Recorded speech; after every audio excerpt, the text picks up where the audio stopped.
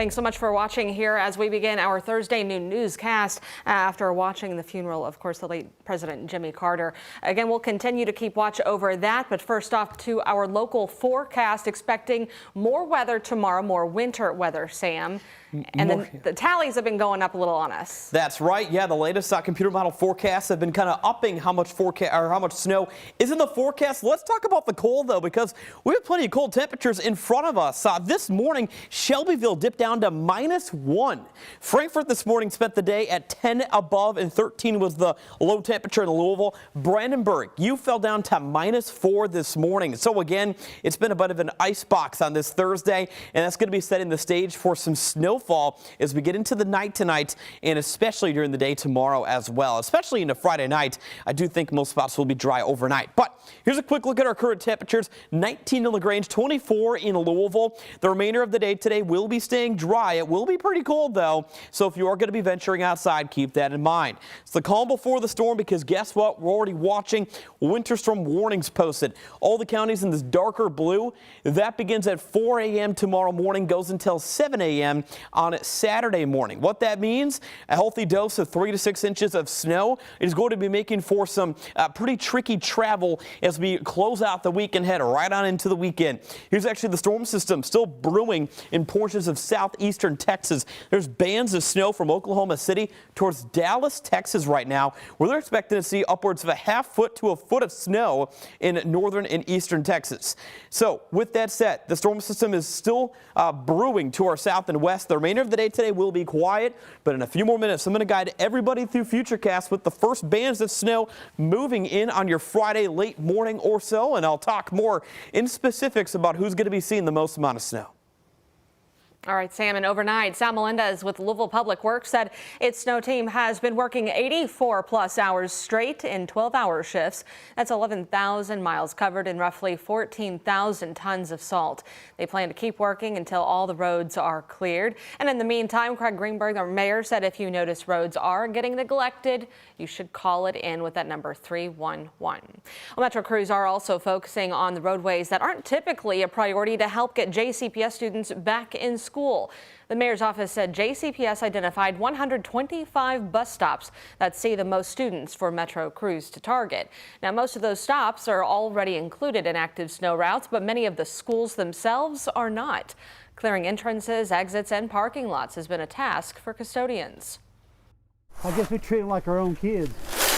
You know, you don't want your kids getting out and getting hurt and messed up, you know, breaking bones or whatever. I mean, so I think it's very important to do it. The ice seems like it's softer now than it was.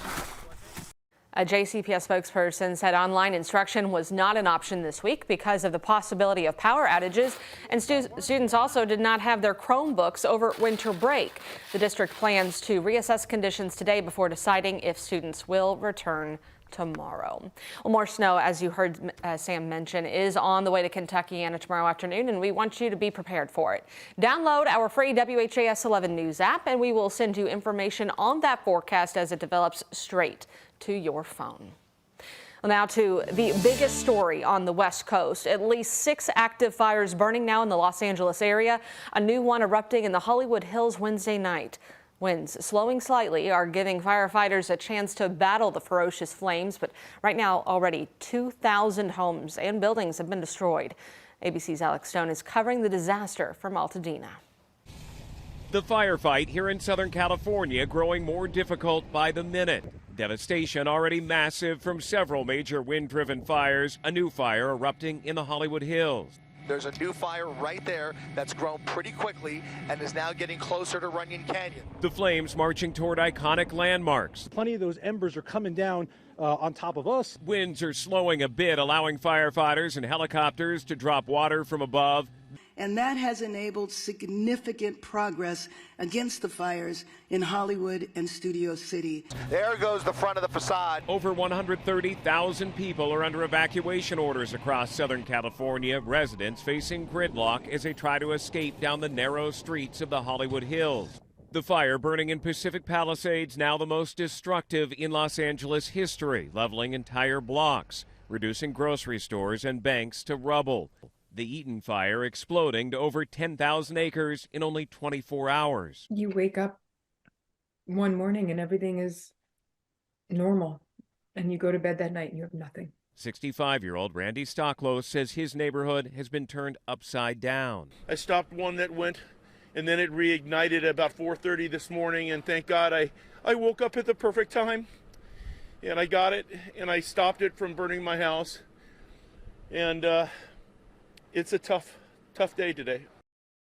The California National Guard has now activated hundreds of soldiers to help in the firefight. The wind has calmed down for now, but is expected to pick up later tonight. Alex Stone, ABC News, Altadena, California. Back here at home, Governor Andy Beshear says he is looking forward to the state's bright future. He celebrated several achievements during his 5th State of the Commonwealth address last night. Put simply, we're not looking at the same Kentucky anymore. That's why now is the time to reintroduce ourselves to the world, to leave the stereotypes of the past behind us, and to welcome the world to our new Kentucky home. Governor noted some of the Commonwealth's economic achievements, including $35 billion in private investment, 64,000 new jobs, and record-breaking exports. He also praised bipartisan efforts to advance healthcare infrastructure and high-speed internet access. In a statement, Republican leaders praised the leadership of Senate President Stivers, Speaker Osborne, and the GOP supermajority, crediting them with Kentucky's economic success through what they call fiscally responsible policies. A family is suing JCPS and a principal claiming he threatened 2 7-year-olds with a gun. The family says it happened in 2019 at Hartstern Elementary. Dwan Wright was the school's principal at the time, and according to the lawsuit, the 2 7-year-old boys were sent to his office for disrupting class. And while there, they say Wright slammed a gun on his desk and threatened them.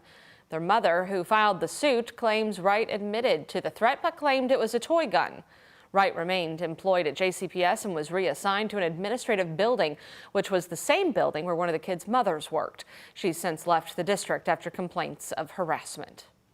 He approached her in the workplace often about this case and in efforts to influence statements that she might make or her cooperation with ongoing investigations. And she will testify to that. And it became very harassing and traumatizing for her to have to be in the same workplace as the man that she alleges used a gun and threatened her child's life. Wright was fired back in March. JCPS said it does not comment on pending legal cases.